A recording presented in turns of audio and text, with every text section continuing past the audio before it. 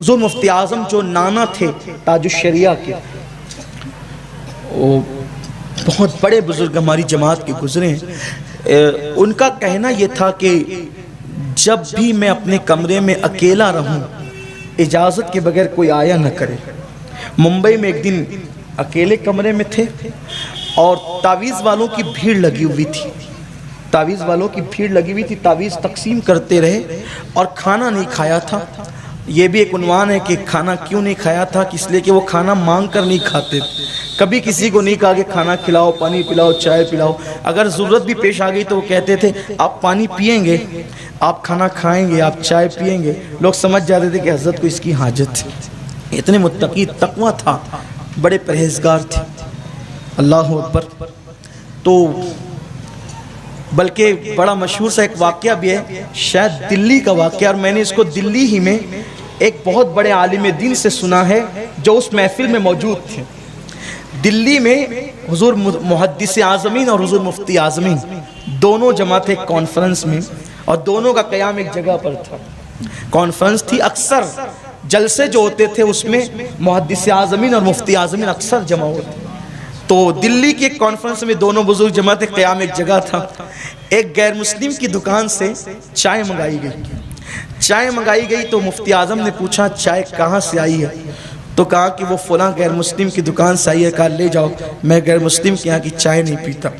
وہ چائے حضور محدث اعظم کے آگے رکھی ہوئی تھی۔ حضور محدث اعظمین علیہ رحمہ کے سامنے چائے رکھی کہ آپ نے کچھ پوچھا نہیں۔ اس وقت کسی نے کہا حضرت مفتی اعظم نے چائے واپس کر دی۔ کہا کیوں واپس کی؟ کہا کہ انہوں نے کہا کہ میں غیر مسلم کے یہاں کی چائے نہیں پیتا۔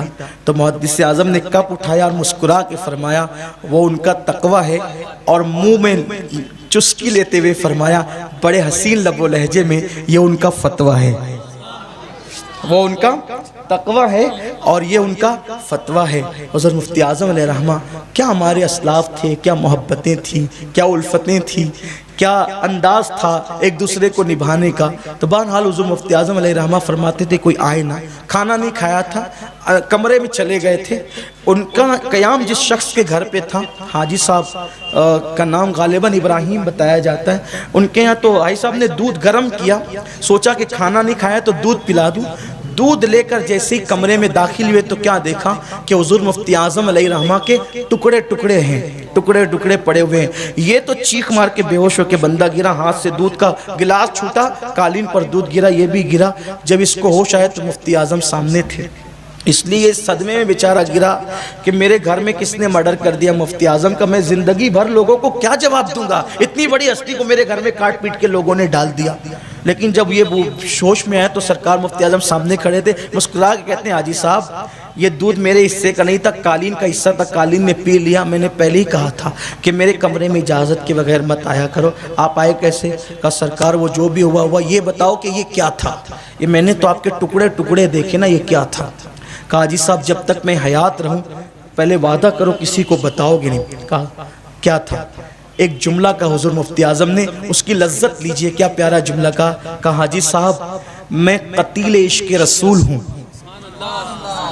میں قتیل کہتے ہیں جو قتل ہو جائے، میں قتیل عشق رسول ہوں، روز جیتا ہوں روز مرتا ہوں۔